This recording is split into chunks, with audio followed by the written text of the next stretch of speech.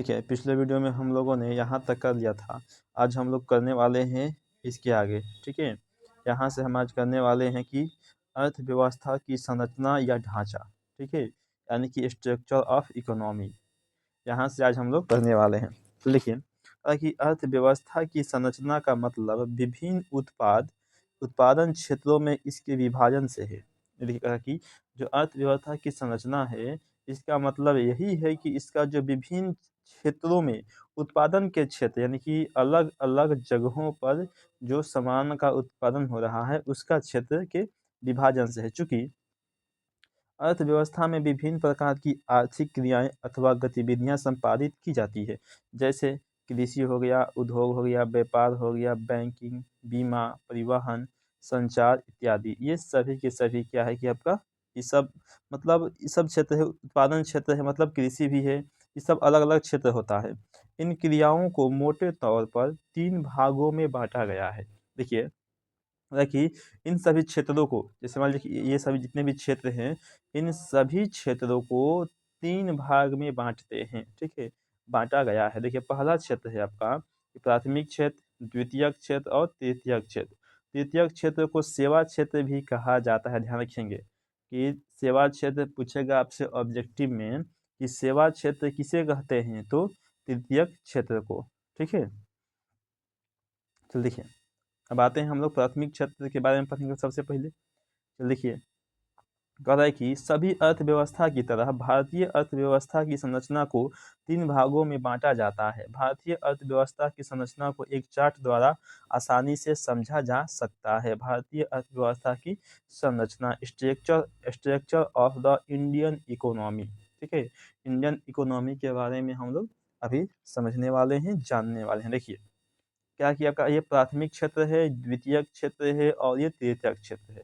ठीक है? यानी कि अर्थव्यवस्था को 3 भाग में बाँट दिया गया। प्राथमिक क्षेत्र, द्वितीयक क्षेत्र और तृतीयक क्षेत्र। देखिए, प्राथमिक क्षेत्र में क्या-क्या आता है?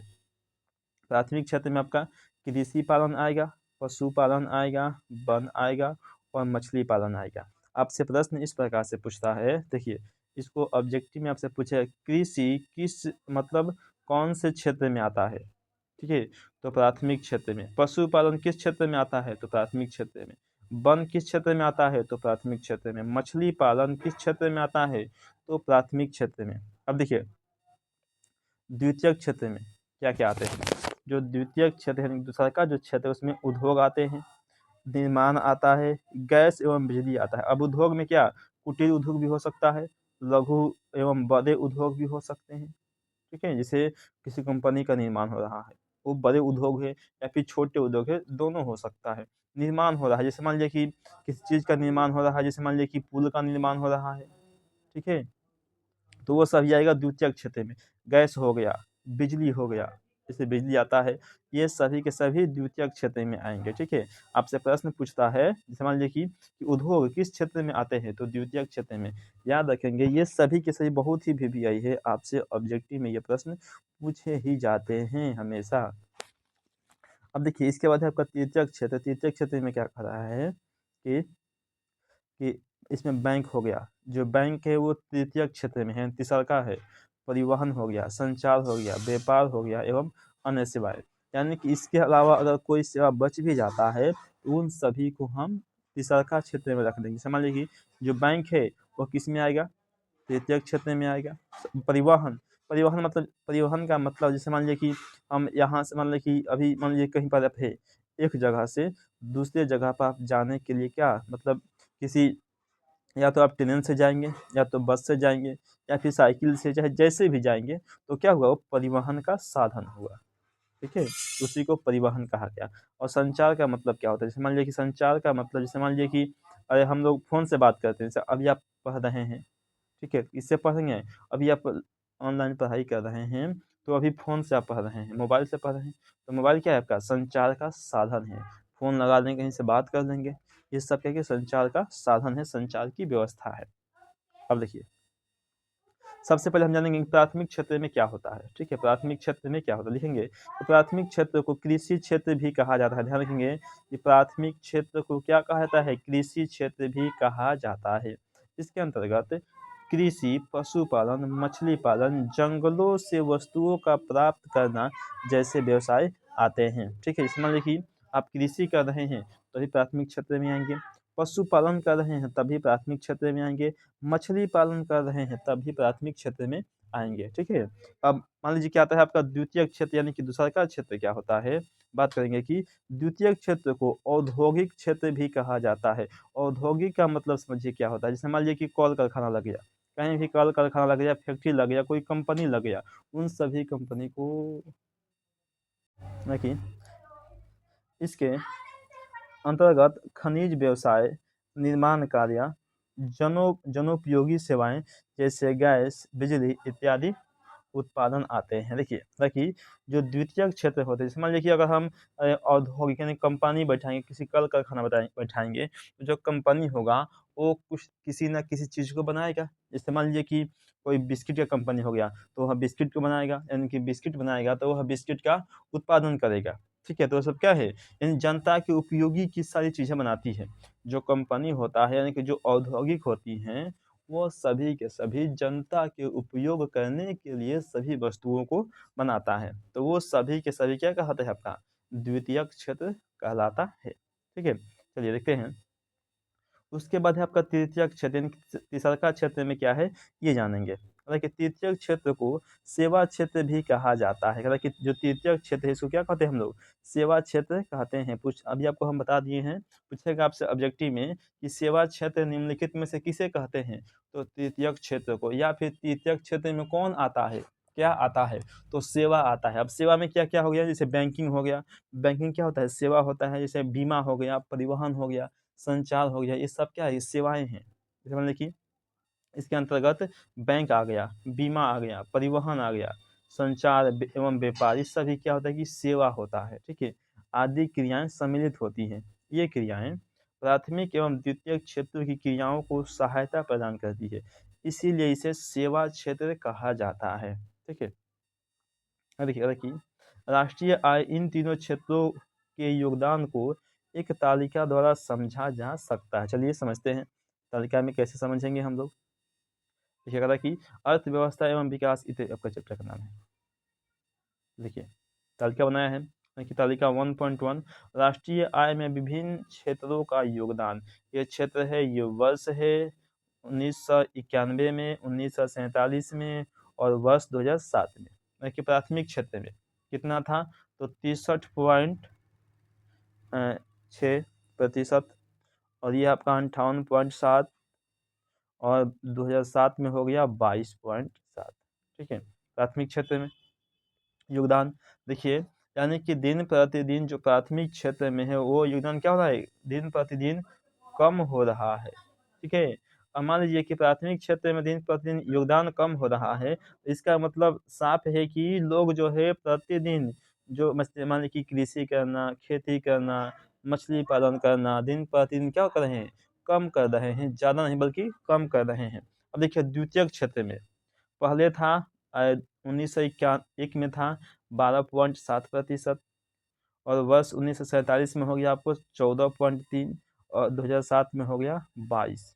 ठीक है, और बात करते हैं तृतीयक क्षेत्र की। ठीक है, देखिए तो 1901 में था 23.7, और 1947 में हो गया 27, और 2007 में हो गया 56%। ठीक है, आज सबसे अधिक यानी सबसे ज़्यादा लोग किस में जा रहे हैं, सबसे ज़्यादा अगर लोग जाने का प्रयास कर रहे हैं तो वो तृतीयक क्षेत्र में जा रहे हैं, यानी कि सेवा क्षेत्र। जैसे मान लीजिए कि आप कोई भी जॉब करते हैं, दुनिया का कोई भी सरकारी हो या प्राइवेट, अगर आप जॉब करते हैं वो सभी के सभी जाएगा आपका तृतीयक क्षेत्र में, क्योंकि जॉब जो होता है कि सेवा क्षेत्र होता है।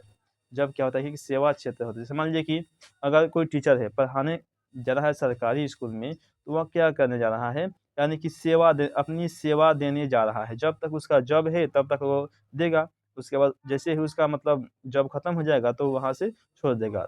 ठीक है, जैसे मान लीजिए कि कोई कर्मचारी है, बैंक में काम कर रहा है, कोई कर्मचारी है, अगर वह बैंक में काम कर रहा है तो जब तक उसका समय है तब तक बैंक में काम करेगा, यानी कि वो लोगों को सेवा दे रहा है। ठीक है, उस सेवा के बदले में उस बैंक वाले को जो उसमें काम कर रहा है, चाहे वो कैशियर हो, चाहे वो मैनेजर हो, चाहे उसमें कोई भी हो, उस काम के बदले उसको क्या मिलता है, पैसा मिलता है। तनख्वाह मिलता है उसको हर महीने देने, ठीक है। तो यानी कि जितने भी जॉब आ गए हैं, चाहे वो सरकारी हो या प्राइवेट हो, वो सभी के सभी आएँगे तृतीयक क्षेत्र में, याद रखना है, ठीक है। क्योंकि ये आपसे ऑब्जेक्टिव में 1 नंबर का हर हाल में पूछेगा, ठीक है, बोर्ड एग्ज़ाम में पूछेगा। देखिए, तालिका 1.1 से स्पष्ट स्पष्ट है कि आज़ादी के समय प्राथमिक क्षेत्र का योगदान 58.7% था, जो घटकर अब केवल 22% रह गया है। ये कह रहा है कि अगर बात करते हैं प्राथमिक क्षेत्र का, तो पहले के समय की बात करें, तो पहले के समय में प्राथमिक क्षेत्र में लोग जो है ज़्यादा काम करते थे। लेकिन अब के समय में प्राथमिक क्षेत्र में लोग काम करना नहीं चाहते हैं, इसलिए प्राथमिक क्षेत्र में कितना हो गया है, अभी वर्तमान में 22% रह गया है। हालाँकि द्वितीयक क्षेत्र का योगदान 1947 में 14.3% था। अब वह बढ़कर 22% हो गया है। देखिए, अब द्वितीयक क्षेत्र में भी, ठीक है, द्वितीयक क्षेत्र में क्या हुआ है, जो योगदान है वह घटा नहीं है, बल्कि इसमें बढ़ गया है, 22% हो गया है। तृतीयक क्षेत्र में योगदान 1947 में 27% था, जो बढ़कर 56% हो गया है। ध्यान दीजिए, यानी कि सबसे अधिक अगर किसी चीज़ में बढ़ोतरी हो रहा है योगदान में, तो वो हो रहा है आपका तृतीयक क्षेत्र में। कितना प्रतिशत हो गया है? 56%। और यह डाटा कब का है? 2007 का है, 2007 का है, ध्यान रखेंगे। ये डाटा अभी आपके अनुसार 2024 या 25 का नहीं है, बल्कि ये डाटा 2007 ईस्वी का है, देखिए, ठीक है? ये है आपका 2007 ईस्वी का। अगर अभी की बात करें, तो अभी भी सबसे अधिक अगर निकलेगा, तो वो आपको तृतीयक क्षेत्र में ही निकलेगा, ठीक है? क्योंकि सब लोग अपना जॉब का ही तलाश कर रहे हैं, ठीक है? कोई भी व्यक्ति कृषि करना नहीं चाहता है। देखिए, क्या है कि इसका अर्थ यह है कि स्वतंत्रता प्राप्ति के बाद योजनात्मक विकास के क्रम में भारत क्रमशः समृद्धि की ओर बढ़ रहा है। ना कि अब देखिए, आगे पढ़ेंगे हम लोग कि अर्थव्यवस्था के प्रकार, यानी कि टाइप्स ऑफ इकोनॉमी। इनके टाइप्स ऑफ इकोनॉमी क्या होता है ना, कि आज विश्व में निम्न 3 प्रकार की अर्थव्यवस्थाएं पाई जाती हैं। ना कि आज की बात करें, तो आज पूरे विश्व में 3 प्रकार की, कितने प्रकार की? 3 प्रकार की अर्थव्यवस्था पाई जाती है। पहला है पूंजीवादी अर्थव्यवस्था, ठीक है? चलिए पहले इसको हम जान लेते हैं, पूंजीवादी अर्थव्यवस्था क्या है? पूंजीवादी अर्थव्यवस्था, ठीक है? देखिए कि पूंजीवादी अर्थव्यवस्था वह अर्थव्यवस्था है जहां उत्पादन के साधनों का स्वामित्व निजी व्यक्तियों के पास होता है, जो उसका उपयोग अपने निजी लाभ के लिए करते हैं, जैसे अमेरिका, जापान, ऑस्ट्रेलिया इत्यादि। देखिए कि जो पूंजीवादी अर्थव्यवस्था है, वह क्या है कि पूंजीवादी अर्थव्यवस्था का वह है जहाँ पर उत्पादन के साधन का स्वामित्व, यानी कि मालिक जो है, वह किसी निजी व्यक्ति के हाथ में होता है। जैसे मान लीजिए कि अगर हम बात करें, तो प्राइवेट स्कूल का अगर हम बात करें, तो प्राइवेट स्कूल का जो स्वामित्व होता है, वह किसी निजी व्यक्ति के हाथ में होता है, किसी एक निजी व्यक्ति के हाथ में होता है। वह सब कुछ अपना काम करता है अपने फायदे के लिए, वह किसी एक व्यक्ति होता है ना। वैसे ही जैसे अमेरिका हो गया, ठीक है? इसमें यानी कि इसमें निजी यानी कि इसमें जितना भी साधन है, वह इसके पास होता है, अमेरिका के पास, जापान के पास, ऑस्ट्रेलिया के पास, ठीक है? ठीक है, इनके निजी हाथों में, यानी कि यहाँ पर सब का सब क्या है, जैसे मान लीजिए कि अमेरिका में बात करें, अब यहाँ पर कुछ भी सरकारी नहीं है। अगर आपको एजुकेशन लेना है, तो वह भी सरकारी नहीं है। पढ़ाई करना है, कुछ भी सरकारी नहीं है अमेरिका में, जापान में, ऑस्ट्रेलिया में। अमेरिका क्यों आगे है? क्योंकि वहाँ पर हर चीज़ क्या है कि प्राइवेट है। जापान क्यों है? क्योंकि वहाँ पर हर चीज़ प्राइवेट है। किसी भी चीज़ को करना आपको फ्री में नहीं, आपको पैसा देना ही होगा। ठीक है? चलिए देखिए, उसके बाद समझते हैं हम लोग 2 नंबर, सामाजिक अर्थव्यवस्था, ठीक है? सोशलिस्ट इकोनॉमी, यानी कि सामाजिक अर्थव्यवस्था वह अर्थव्यवस्था है जहां उत्पादन के साधनों का स्वामित्व एवं संचालन देश की सरकार के पास होता है, जिसका उपयोग सामाजिक कल्याण के लिए किया जाता है। जैसे चीन हो गया, क्यूबा आदि देशों में सामाजिक अर्थव्यवस्था है, यानी कि कुछ है कि सामाजिक अर्थव्यवस्था है। कुछ देश ऐसे हैं जहाँ पर, जैसे चीन हो गया, चीन में क्या है कि सामाजिक अर्थव्यवस्था है, क्यूबा में सामाजिक अर्थव्यवस्था है, ठीक है? चलिए कि विगत वर्षों में भूमंडलीकरण एवं उदारीकरण के कारण सामाजिक अर्थव्यवस्था का स्वरूप क्या कि बदलने लगा है। अब देखिए भारत में कैसी अर्थव्यवस्था है, आपसे पूछता है कि भारत में कैसी अर्थव्यवस्था है। यह प्रश्न आपसे पूछता है ऑब्जेक्टिव में। अब ये भारत आता है मिश्रित में, है कि मिश्रित अर्थव्यवस्था, मिक्सड इकोनॉमी। ठीक है, देखेंगे कि मिश्रित अर्थव्यवस्था पूंजीवादी तथा समाजवादी अर्थव्यवस्था का मिश्रण है। मिश्रित अर्थव्यवस्था वह अर्थशास्त्र है जहां उत्पादन